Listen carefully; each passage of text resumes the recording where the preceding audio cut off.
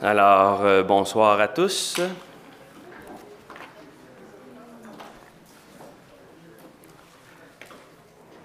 Donc, nous allons entamer la première partie de cette soirée qui va se faire en deux temps. Donc, la séance extraordinaire concernant le budget et ensuite la séance du conseil municipal régulière.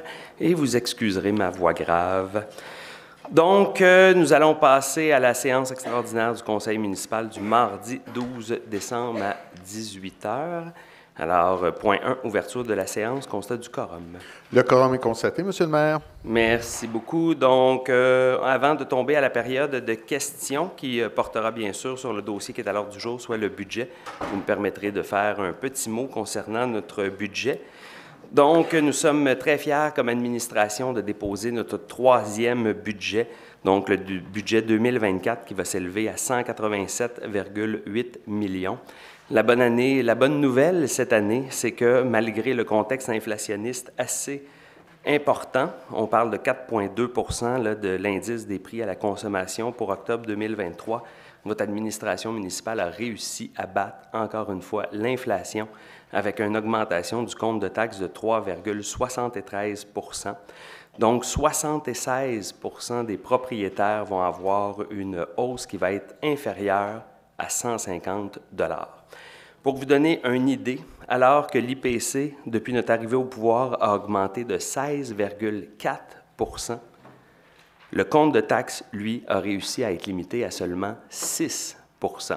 On a donc réussi à battre sur 3 ans de 10 % l'inflation, ce qui est un travail colossal que votre administration a fait.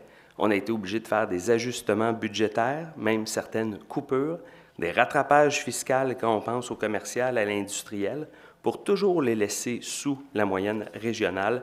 Mais malgré tout, on a réussi à faire un exercice rigoureux et exceptionnel pour atteindre nos objectifs, qui étaient de protéger le compte de taxes des citoyens et leur portefeuille. L'inflation, on le sait, a fait mal à Repentigny, non seulement aux citoyens, mais aussi à l'administration.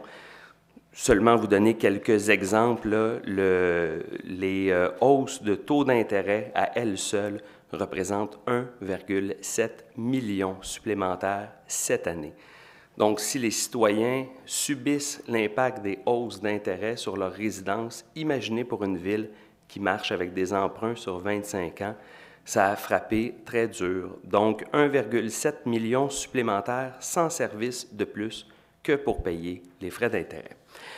Vous donnez des exemples des sommes additionnelles qui ont été au budget cette année. Quand on vous parle qu'on a dû combattre l'inflation, c'est pas loin de 707 000 $ de plus pour les frais de déneigement cette année dans nos contrats. On le sait, il faut déneiger nos rues, c'est un service de base d'une municipalité. Juste cet élément, 707 000 $ de plus. 320 000 $ de plus pour les produits chimiques qui sont utilisés pour le traitement de l'eau potable et des eaux usées, ce qui est la mission de base d'une municipalité, fournir l'eau aux citoyens. En 2 ans, juste le prix du carburant, c'est 324 000 $ supplémentaires sur notre compte, sans compter une augmentation de 4 % de la quote-part pour la RTM. Et là, vous n'avez que quelques exemples des frais inflationnistes qui nous ont frappés comme administration. Puis il faut se rappeler qu'à Repentigny, 80 % de nos revenus de taxes proviennent des citoyens parce que l'aménagement de notre ville a été fait de cette façon-là. Malgré tout, on a des bonnes nouvelles. On a été en mesure, comme je vous ai dit, de maîtriser l'augmentation du compte de taxes sous l'inflation, ce qui est un beau travail qui a été fait par l'ensemble des conseillers municipaux ainsi que l'administration que je tiens à sincèrement féliciter. Malgré tout, on a investi dans nos priorités, on a investi dans les priorités pour lesquelles on s'est engagé durant la campagne électorale. À titre d'exemple, on va créer cette année le tout premier budget participatif, 100 000 $ qui va être investi pour permettre aux citoyens de choisir des projets où ils auront un coup de cœur pour investir. On a 16 millions d'investissements pour nos réfections en infrastructure, qu'on pense à aqueduc, égouts, drainage, et aussi sur certaines rues qui vont être refaites, qu'on pense à Notre-Dame, Richard, Payette, entre autres. 7 millions supplémentaires cette année pour l'amélioration du réseau routier, autant au niveau des pistes cyclables qu'au niveau des tronçons piétonniers. 13,5 millions qui vont être investis dans nos usines d'épuration d'eau et 4,2 millions qui vont être investis dans nos parcs et espaces verts, ce qui étaient les priorités que nous avions comme administration. Donc, cette année, c'est un budget qui est responsable, qui est à l'écoute des citoyens et qui protège surtout votre capacité de payer dans ces temps extrêmement difficiles. Nous sommes donc très fiers comme administration de soumettre un budget qui respecte la capacité de payer des citoyens avec une hausse du compte de taxes qui va se limiter à 3,73 %. Donc, 76 % des citoyens, je le réitère, auront une augmentation de moins de 150 $. Dans le contexte actuel, c'est ce que nous souhaitions atteindre comme objectif, respecter votre capacité de payer. Alors, merci à tous. On tombe maintenant à la période de questions destinées au public. Donc, premier intervenant, M. Richard Chrétien.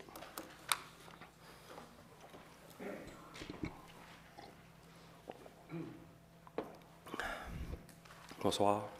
Bonsoir tout le monde. OK, pour être de votre bouche. Je peux pas lire encore. Ben, soignez votre grippe en passant. Oui, Gin c'est fini. Avec citron, c'est bon. Ou un vin fort, vin chaud. Ouais. Merci. Non, je voulais juste parler, écoutez, pour le budget, je sais que l'an passé, on avait reçu 500 000 $ pour le transport collectif. Et c'est juste une suggestion que je veux faire. Si on prend 2,5 % de 500 000, ça donne à peu près 12 500 $. 12 500 $ divisé par 3,5 piastres, ça c'est un ticket d'autobus, ça représente 3 500 tickets d'autobus.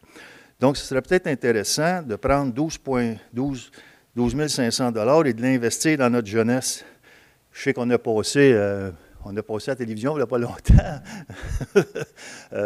Et je trouvais ça intéressant. J'ai trouvé des jeunes assez intéressants de parler de transport collectif. Mais peut-être en juin, juillet, août, investir 12 500 $ pour une municipalité, ce n'est pas grand-chose. Et surtout que cet argent-là, on l'avait déjà payé de nos taxes.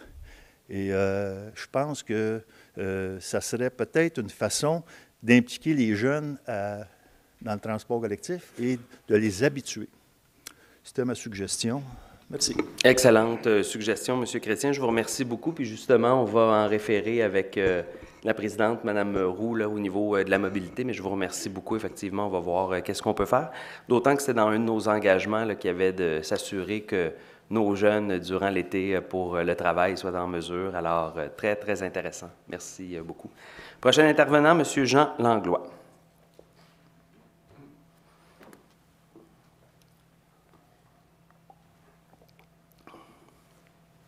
Bonsoir. Bonsoir. Ma grande surprise, c'est qu'il y a un budget ce soir. Puis vendredi... Ma grande surprise, il y a un budget ce soir. Vendredi, je suis venu pour aller voir les documents attitrés pour la séance régulière. Puis, c'était pas en ligne. Ça marqué « à venir ». Samedi matin, je le sais, c'est juste que j'ai jamais vu ça jusqu'à date. Là. Monsieur le greffier, si vous pourriez peut-être... Les explications m'ont été données, c'est juste qu'il faut... Non, mais j'aimerais qu'il les répète parce que vous... non, c'est correct. Non, vous allez voir comment je vais expliquer ça. Monsieur Langlois, je suis président d'Assemblée. Finissons l'année du bon pied. C'est une question. Vous avez... Non, mais attendez, vous avez soulevé un point. Ça serait intéressant que l'administration puisse au moins répondre, que tous soient sur la même longueur d'onde. Alors... Maître Giard, si M. Langlois vous a posé une question en toute discrétion, pourrions-nous avoir la nature de la réponse pour le bien collectif? Oui, relativement à l'affichage des ordres du jour sur le site Internet, normalement, c'est toujours fait le vendredi, en fin d'avant-midi. Malheureusement, cette fois-ci, l'employée qui était en charge était malheureusement atteinte d'une maladie qui a fait qu'elle a perdu malheureusement un petit peu, elle a oublié cette tâche-là à travers le tout. Le tout a été réalisé ce matin, donc on s'est aperçu ce matin qu'effectivement les ordres du jour n'étaient pas affichés en ligne. Il y a eu donc, on a reçu votre courriel pas tellement longtemps après, donc on était déjà en travail pour faire afficher le tout a été affiché sur le site Internet dans le courant de la journée. On vous rassure cependant, pour ce qui est des avis publics nécessaires pour les séances du budget, l'avis public avait été publié en bonne et due forme sur le site Internet de la ville de Repentigny pour annoncer cette séance-là le 1er décembre dernier. Merci beaucoup. Justement, en échangeant avec Maître Giard, puis dans le but de la pleine transparence, on a un journal local qu'on se doit d'aller chercher chez les marchands attitrés. Mais il reste que lors de la dernière séance, ça aurait été quoi pour vous de mentionner c'est à quand la date du budget? Vous savez, moi j'ai été 20 ans conseiller municipal, je ne vois pas des soirées de budget avec si peu de monde. Ça a été mentionné, merci. Ça a été mentionné. À la dernière séance, vous n'avez pas mentionné que c'était pour être... On l'a mentionné. Hein. J'ai plusieurs témoins bon, qui... Bon, j'ai regardé la vidéo. Avec plaisir. C'est pas la première fois que vous allez retourner voir la revision de la vidéo. Là, non, ben là, je ne jouez pas avec moi parce que vous allez arriver deuxième. Juste dire que ça, finalement, ce matin, j'ai posé la question, comme Maître Gérard dit. Si je n'aurais pas posé la question, mais je me questionnais encore, c'était quoi l'ordre du jour d'aujourd'hui, pour apprendre finalement vendredi qu'il y avait un extraordinaire. Puis l'extraordinaire, bien, c'est le budget. Fait que finalement, il y a plein de monde qui ne savent pas qu'il y a un budget ce soir qui est déposé. Et les gens sont là, pourtant dans la questions, salle. Vous savez, là, moi, je regarde votre budget, puis déjà, vous faites mention les amendes et pénalités pour 3 300 000 pour les revenus de 2024. Comment pouvez-vous prévoir de donner des amendes et pénalités pour 3 303 000 pour 2024? Ça, c'est une question.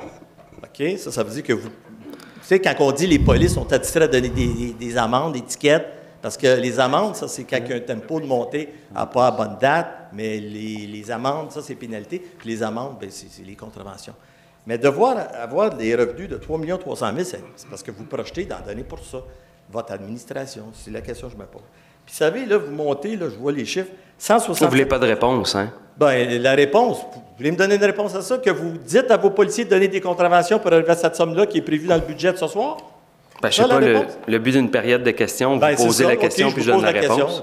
Alors, je vais vous donner la réponse. Ça fait 30 ans que vous êtes conseiller municipal. Vous avez été sensibilisé à la chose à de nombreuses reprises. Ça m'a toujours évité. Ceci est des projections. Ah, oui. Donc, on se fie sur qu'est-ce qui a été ramassé l'année dernière. Ouais. Puis on se dit, l'année dernière, si on ramassait 3 millions au nombre de policiers qui sont là, bien, on pense que l'année prochaine, au nombre de policiers qui sont, si on suit certaines courbes, c'est de la mathématique assez de base, là, puis je vois beaucoup de oui dans la salle, là. Alors, c'est juste des projections. Puis, savez-vous quoi, M. Langlois? Vous avez vu une trentaine de budgets, puis vous les annotez. Il y a des années, ça n'a pas été atteint. Puis ça arrive. Puis il y a des années, ça a dépassé. Puis ça arrive. C'est comme les taxes de mutation. On fait des évaluations, n'est-ce pas, Mme Boissonneau? On évalue comme comptable du mieux qu'on peut. Comme quand des entreprises font des projections financières. Ça s'appelle des projections. Donc, ils projettent que si on suit les courbes normales, bien, on va arriver à des dépenses qui vont arriver. Alors, c'est ça. Donc, pour les contraventions, comme depuis 30 ans que vous suivez des budgets municipaux, c'est une projection de si on suit les années. Il faut atteindre la projection. Puis pas nécessairement. C'est une projection. Si on l'atteint, on l'atteint. Si on ne l'atteint pas, on ne l'atteint pas. C'est ça la vie. Non, mais ça m'a toujours comme irrité de voir ça. Là, parce que le monde, souvent, il disait les contraventions. Puis on en donne, puis on en donne, puis on en donne. Okay. Mais il y a des modes qui changent, je constate qu'ils ne sont plus ces mêmes coins de rue. Ils se déplacent de place. Tant mieux. C'est sûr que les gens doivent faire leur arrêt. Tout le monde doit respecter le code de la route. On le souhaite. Vous donnez ce soir 2023 167 millions, 187 millions. De mon vivant, je n'ai jamais vu ça augmenter de 20 millions les dépenses. Vous allez mettre ça sur l'inflation. Je regardais dans mon Joliette, on parle de 3,7 l'indice du prix de la consommation. Mais 20 millions de plus par rapport au budget de l'année passée, si vous y allez en grand. Puis l'autre histoire aussi, c'est que les droits de mutation, d'ailleurs, lorsque j'ai remis mes clés après l'élection de 2021, je vous avais dit qu'il va rentrer beaucoup d'argent en 2022 parce que je savais qu'en 2019, il est rentré pas loin de 7,3 millions de droits de mutation. Vous savez que 2019, 20, 21, 22, 23, 22, il est rentré l'année passée 11,5 millions en droits de mutation. Là, je vais demander les chiffres de 2023, mais je constate aussi que le marché n'est pas pareil comme 2022 et les années antérieures. Sauf que les 5 dernières années, dans le quinquennal 2019 à 2023, on vient de finir 2023 incessamment, on n'est pas loin d'un 30 millions qui est rentré en droit de mutation. C'est beaucoup d'argent, ça. Alors, il faut tenir compte là, que le citoyen, là, il en arrache. Il en arrache beaucoup. Puis là, vous donnez un chiffre de 3,7 pour 76 des gens. Le côté commercial, parce que là, je n'ai pas les chiffres. C'est pas ça qu'on a dit. Là. Vous avez parlé de 3,7 Oui, pas pour 76 76 des gens vont avoir une moyenne de... Moins de 150 moins de 150 Juste s'assurer de donner les bons chiffres. Parfait. Mais puis, est-ce que, là, parce que je n'ai pas les les taux de taxation. Vous allez sûrement les adopter après la période de questions. Mais les marchands, l'année passée, ils ont passé de 1,85 à 1,98. Puis tout ce qui est 1 million et plus en valeur locative d'immeubles, comme Ivanhoe Cambridge, qui ont monté de façon spectaculaire, ils ont eu une hausse de taxe de 330 000. Ça ne va pas bien pour eux autres non plus. Il faut qu'ils le refilent aux locataires dans le centre d'achat. 330 000 à faire assumer. Vous aviez monté à ce moment-là de 1,85 à 2,18 $100 pour les 1 million et plus. Ça a rapporté, selon le chiffre dans le pacte Jean-Claude Crevier, c'était 1 215 000 que Mme Boissonneau nous a parlé. C'est des entrées d'argent, ça. Est-ce que les commerçants ont beaucoup de misère pour les voir, là, puis aller dans les commerces, ils ont de la misère? On va l'apprendre tantôt parce que je ne vois pas dans la seule feuille que vous avez au niveau du budget là, que vous nous avez donné, je ne vois pas les taux de taxation. Est-ce que les commerces vont subir encore une hausse substantielle comme ils ont subi, ou déjà vous n'êtes pas pire avec le 2,18 puis le 1,98 en bas d'1 million? Est-ce qu'il y a des hausses de taxes substantielles pour les commerçants qui ont de la misère, qui se doivent de rembourser la PCU puis rembourser les prêts que le gouvernement fédéral, entre autres, leur a alloués? Oui, bien, ils ne remboursent pas la PCU parce que la PCU, ce n'était pas pour les entreprises, c'était pour les individus. Fait qu'assurons-nous juste plutôt que d'insinuer, comme toujours, donner les faits. Non, mais il y a des commerçants les commerçants ne remboursent pas la PCU. Les commerçants remboursent le prêt sur entreprise, exactement. Donc, il y en a qui ont eu la PCU en plus d'être commerçants. Clarifions les choses comme du monde. Alors oui, il va y avoir une augmentation au niveau commercial qui est respectable parce qu'il y a un rattrapage historique à faire et on est encore en deçà de la moyenne régionale. Donc, un commerçant ou un industriel à Repentigny a un compte de taxes beaucoup plus compétitif que s'il allait à Terrebonne ou n'importe quelle autre ville environnante. Est-ce qu'ils vont subir une autre Alors taxe? Oui, ils vont subir une autre de taxe, comme j'ai dit dans ma réponse, on va être en dessous, exactement, puis on va être en dessous de la moyenne. Je vous rappelle que le nouveau rôle triennal, là, si vous voulez avoir des sous, là, on sait qu'est-ce qui va se produire, le 2025, 26, 27, le nouveau rôle triennal d'évaluation. Le comparable, c'est 18 mois antérieurs, qui nous amène au 1er juillet qu'on vient de passer, 2023. Je regarde juste sur ma rue les ventes de propriétés, là, il n'y a pas grand-chose en bas de 350, 400 000 puis 500 000. Je pense que ça, vous l'avez figuré aussi, l'entrée d'argent des 31 000 unités d'occupation, comment est-ce qu'il va y avoir d'entrée d'argent dépendant du taux de taxation que vous allez faire au budget de 2025. Ça, là, Monsieur Langlois, il y en a qui vont faire des sauts. Puis là, je vous avise d'avance de ne pas trop aller trop fort. Merci de pour nous les aviser. nouveaux rôles, parce que le monde a de la misère. C'était important que vous nous avisiez, on ne l'aurait jamais su. Non. Monsieur Langlois, je savais que vous le saviez, vous mais êtes... c'est bon pour que les gens sachent qu'est-ce qui s'en vient en entrée d'argent. Oui, puis les gens, ils savent, puis ils nous écoutent. Monsieur Langlois, vous êtes l'insinuateur en chef par excellence. C'est le meilleur sobriquet qui vous va. Parce qu'encore une fois, vous arrivez au micro, vous insinuez des choses. Vous avez fait la même insinuation quand on a eu notre premier rôle après 3 ans, quand on est arrivé au pouvoir. Vous êtes arrivé au micro, vous avez dit, vous allez voir, ça va être catastrophique. Ils vont augmenter le compte de taxes, ils vont vous étouffer financièrement, c'est épouvantable. Il y a un nouveau rôle de propos, là. Et on est arrivé Ça, c'est vos insinuations. On retournera voir les séances du conseil avec plaisir. Et on est arrivé avec une augmentation du compte de taxes de 0. Vous arrivez encore ce soir au micro, vous nous insinuez que parce qu'il va avoir un nouveau rôle, on va tout d'un coup substantiellement se fier au même barème pour les augmenter. Ce qui, pourtant, depuis 30 ans, n'est pas la façon de faire à Repentigny. C'est pas le premier rôle triennal qu'on a. Et j'ai des conseillers qui en sont témoins, qui eux aussi ont vu des périodes où il y a eu des rôles triennales où le compte augmentait et les anciennes administrations en profitaient tout simplement pour diminuer le taux. Je vous mets en garde parce que moi, j'ai vu neiger, puis j'ai vu beaucoup de séances, puis le passé. Mais de monter de 20 millions à 167, 187 millions, il faut le faire. Ça, c'est le record de tous les temps. Et je vous ai donné les exemples clairs. Ça, c'est pas de l'insinuation parce que c'est écrit en couleur. Puis j'ai aucun problème avec ça. Je vous remercie, c'était mes commentaires et puis mon questionnement sur les droits de mutation, l'entrée d'argent. Il faut que les gens le sachent qu'il y a de l'argent qui rentre. Il faut bien administrer l'argent des contribuables. Et c'est ce qu'on fait avec un grand plaisir. C'est pourquoi ils nous ont placé leur confiance à la dernière élection. Puis je tiens à le rappeler, là, juste à titre d'exemple, 707 000 d'augmentation pour le déneigement, 320 000 pour les produits chimiques, 4 pour la quote-part de la RTM. Alors, avec toutes les augmentations qu'on a eues à gauche et à droite, avec le contexte économique dans lequel on était, d'avoir réussi à avoir une augmentation sous l'inflation, je vous le dis, c'était tout simplement exceptionnel. Et encore une fois, je tiens à remercier l'administration ainsi que la direction générale et les directions pour le travail incroyable qu'ils ont fait pour le budget. Alors, ceci met maintenant fin à la période de questions. On va tomber au budget 2024, donc 3.1. Maître. Alors, attendu l'avis public de la Ville annonçant la tenue de la présente séance telle que requiert la loi, alors il serait proposé, appuyé et résolu d'adopter le budget de fonctionnement pour l'exercice financier 2024 au montant de 187 824 000 $, lequel est plus amplement détaillé au document joint au présent sommaire, soit l'annexe A, et d'approuver des affectations au budget de fonctionnement 2024 provenant de l'excédent de fonctionnement affecté de réserves financières et de fonds réservés, ainsi que de dépenses constatées à taxer ou à parvenir pour un montant de 5 816 000 $, tel que plus amplement détaillé au document joint en annexe B, et qu'un document explicatif du budget 2024 soit publié dans la revue municipale Regard sur Repentigny au cours du mois de décembre 2023. Merci beaucoup. Alors, un proposeur et un appuyeur. Alors, Monsieur le Président, si vous permettez, avant de faire ma proposition, à mon tour, je voudrais remercier la haute direction qui a travaillé avec nous, les conseillers. C'est un travail de rigueur, un exercice qui n'était pas évident dans le contexte économique actuel. L'objectif était de respecter la capacité à payer de nos citoyens, ce que je crois sera maintenu.